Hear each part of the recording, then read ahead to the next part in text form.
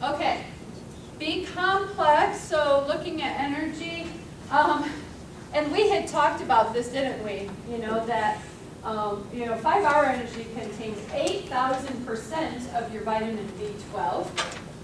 And there is an article on Blackboard that talks about the 5-hour energy. But there are 8 vitamins there, and they really do function together in that energy metabolism. So, just by looking at that last slide, that picture, you can see that a lot is happening using those B vitamins in order for energy to be created in the body. And really with Bs, you do not need to supplement unless there is a deficiency. So once again, you don't need that 8,000% of vitamin B12 that is in the energy drink. But make sure that you're getting it somehow. All right, so vitamin C, if you look at what it does, so I'm just going to kind of go through real quick and just read a little bit about what it does. It is essential in the formation of tissues and hormones and neurotransmitters. All right, so that is necessary. So if you probably know one of the most known deficiencies of a vitamin is a deficiency in vitamin C leads to scurvy. And if you think about how that affects the body, what's going on there, then this makes sense, doesn't it? That it is involved in the formation of the tissues, the hormones, and the neurotransmitters. Those are essential for the structures of the body. Okay? It helps to absorb iron from the intestinal tract. So, for people suffering with anemia, vitamin C can help with that. It is essential in healing wounds. It works as a strong antioxidant, remember, along with vitamin E. Vitamin C and E are 2 of our big, strong antioxidants, and it helps with the immune system. Okay? And so what I want you to know from this is what is the recommended daily allowance for males, what is the recommended daily allowance for females. Okay? So at least know your genders. What are you recommended to have? There is an upper limit, but I would say vitamin C is probably one of the ones that they use as a mega dose more often than some of the other ones. And I know that there have been a lot of studies with vitamin C megadosing and helping with curing cancer and those types of things. And some things that might cause a deficiency or block the absorption of vitamin C would be like smoking, taking aspirin, oral contraceptives, and stress. Okay, so those might be times that you want to increase the amount of vitamin C that you are intaking. Okay, but if not deficient, once again, it does not show that there's an ergogenic effect of it. Okay, so make sure you know the RDA. Obviously, our sources, you guys probably know this, are citrus fruits. You want to get your variety of fruits and veggies in, get that rainbow. One orange or a glass of orange juice can help there. Okay, and we've talked about this, so, in my book, there are a couple things that I do supplement. So, just so you know, I supplement with the vitamin D.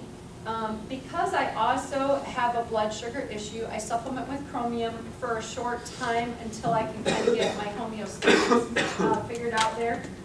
I take a multivitamin that helps with my fibromyalgia, so it's a concentrated type of a vitamin to help with my muscles. And that is about all I supplement with, except for maybe iodine once in a while because we don't get that, but we'll talk about that next week. So on a daily basis, I am not taking a ton of pills, all right? I'm taking a few, but I'm not taking a ton. So is it a necessity, or are we just creating expensive urine, okay?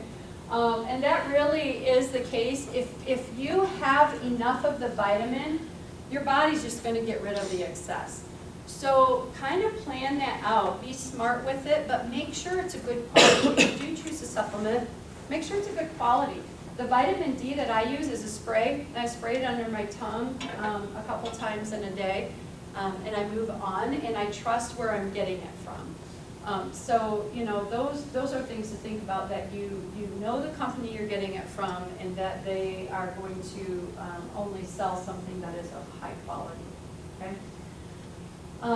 Questions, comments on this? And I also agree. I think the multivitamin, and then if you have to add to it, you know, as an individual, we're all different. So to have one vitamin be able to do everything doesn't always happen. So like I said, I do that one vitamin and then just add in. And it's not always continuous. It is, I add it in, and then I may not need it after a while. And so, you know, I can then play with a little. Okay. And so who needs them?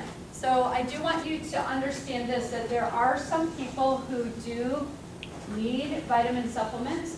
So if a woman is pregnant or lactating, probably needs some extra supplementation, and your doctor can help with that. And different diseases or disorders are going to need something extra that the general population doesn't have, and that's going to depend on what, you know, what disease that is.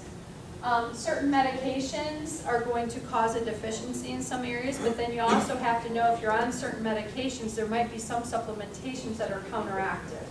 So you have to be really careful there. The elderly individuals, high RDA, and they intake less food, generally speaking, and so they may not be getting everything that they need. Vegans who don't get vitamin B12. On weight loss diets, which, and you kind of already know my feeling there, you don't want to, you know, fall below. For women, it's 1,200 calories. For men, it's 1,500 calories. Never, you don't need to be below that, okay? So don't do that. But, you know, if maybe for a short time you're getting down kind of close to that, you might want some supplementations to make sure that you're getting everything you need. Athletes who aren't getting enough energy in order to be able to do what they need to do, possibly, okay? People who have a food intolerance or a food allergy, they may need to supplement to counteract that. And then you always have this last group who's just not going to eat the right food anyway, so the doctor might prescribe supplements in order to make up for that, okay? When you do choose a supplement, and you know, I've already talked about this a little bit, make sure, you know, kind of check at what's in there, make sure you know where it's coming from, get the help from somebody who knows what they're doing. And certain health food stores have more educated people than other health food stores. You just have to be careful with, you know, who you're talking to and getting advice from, okay? All right. We are good. Sometime I'll bring this book next week too, and just have it sitting out there if you guys want to just kind of look through that. You guys have a great spring break. So listen, I will get your test graded today. That is like first on my list of priorities with that finished. They're getting there. I will then, you know what, I'll drop an announcement on Blackboard, but I will have them in my office. Maybe I'll try to get you guys your posters and I'll get you guys yours. So, all right, so if we want it before you leave for spring break, I will make sure it is ready.